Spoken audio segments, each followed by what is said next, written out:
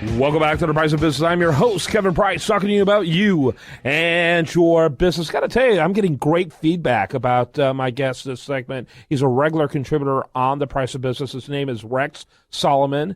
He's with HoustonJewelry.com, but he became part of this program because, frankly, he's got great business acumen and a great understanding of geopolitics and the political economy and does a phenomenal job. And I get, in our social media, we get a lot of feedback, and in fact, we were asked to have a conversation with him about the topic that he and I just talked about. We're going to focus a little on, which is buyer remorse because of the rise in the interest rate. There was a case that was made by Janet Yellen that the economy was stronger and therefore it could not only survive, but do fine with a rate increase, yet nothing really pointed to that. You've got the largest number of people not working at any time since Jimmy Carter. Participation levels down low, salaries flatline, not a whole lot of demand for jobs outside of the highly specialized jobs, which always have high demand. And so, and now, all we've seen is a really rocking and rolling in all the wrong way stock market since then. And so I am anxious to hear from you, Rex Solomon, on your thoughts about this. I don't understand why rates were raised unless the people at the Fed were really drinking the Kool-Aid and believing the economy was doing really well. And you could throw out a theory that, okay, well, raise the interest rates late in 2015, and if the economy is beginning to crumble in the spring and the fall, then that gives the Fed time to lower the interest rates before the election, so that they could give a boost to whomever it would benefit. That say, oh, we're fixing it right now. But I don't think that they plan that far in advance. Yeah, I think you're probably right. So I don't think they can retreat from that rate increase and maintain any credibility, though. What do you think? At this point, they can't, but they may very well have to. I mean, we're seeing weakness across the board in equities. The oil situation might resolve itself after the seasonal shift in the refining industry goes from winter blend to summer blend, and so a big portion of our refining capacity is shut down right now. So oil is stockpiling at the distribution points, and that is just making the price of oil even lower. Now, so there is the hope that once the refiners are actually refining this product, that stockpiles will go down and prices may stabilize. But the connection between oil price and the financial sector is becoming glaringly obvious every week this goes on with low oil prices. So previously, the assumption was, oil prices are down. Too bad for Texas. They had it great in North Dakota for the past 5 years. Now the rest of the country gets to have it great because cheaper gas prices. What's becoming apparent is that, most of the profits on Wall Street in the last decade have not come from traditional industry, but has been because they have been investing in these oil plays across the country.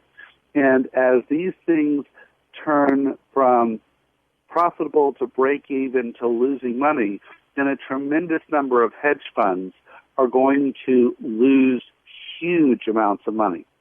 And that's going to affect 401ks, plans, IRAs, and portfolios worldwide.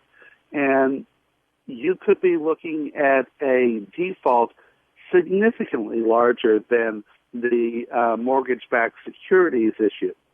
And when you think about it, what was the average price of a home in 2007? a few $100,000. And you had a couple million homes.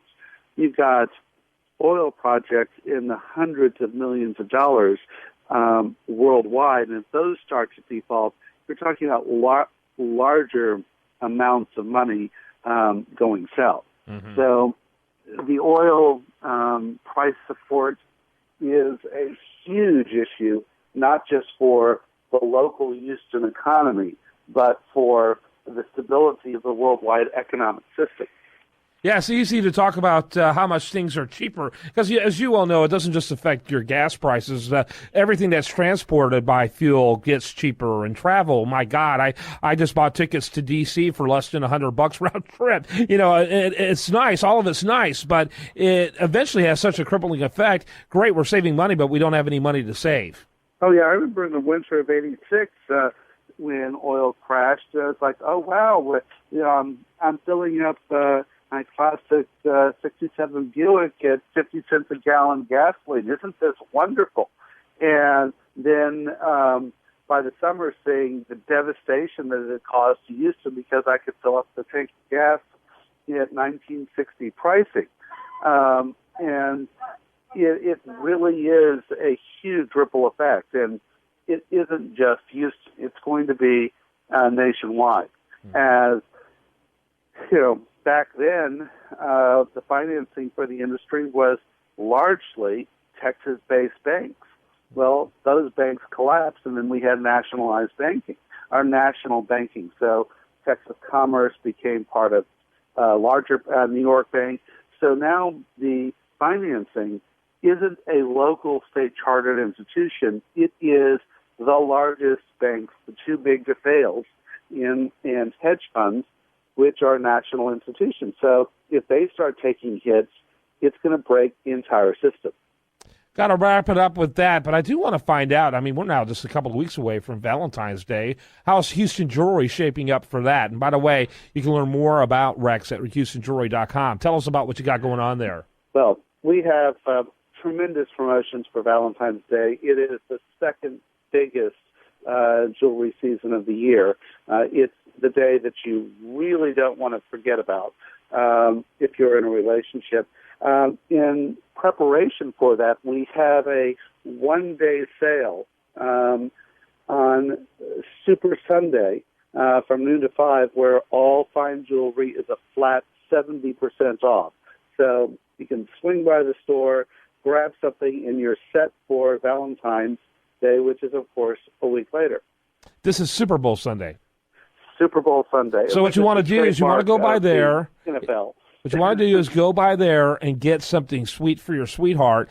Don't wait till the 14th. Give it to her right after you go by for the sale, and then you're going to get uninterrupted enjoyment of your football game. Oh, that is definitely true. Yeah. But yeah, so we have that. We have a couple one-day sales a year where everything is a flat percentage off.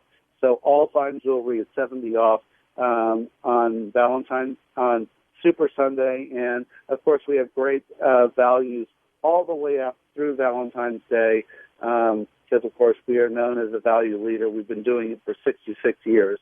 And if you happen to have some things that you don't wear anymore, we take trade-ins, we buy. We're one of the largest buyers in the Southwest. And if you bring in some old gold, etc., and you want something new, we'll give you 150% of the market value of the item towards a trade-in on a new piece, or make it into a new piece. Don't do a forget. lot of custom manufacturing. Got to wrap it up with that. Rex Solomon, HoustonJewelry.com. Don't forget to check out the debate Sunday night, or the show Sunday night with Rand Paul on Biz Television Network. More about that at priceofbusiness.com. Have a great day. Spin it right here.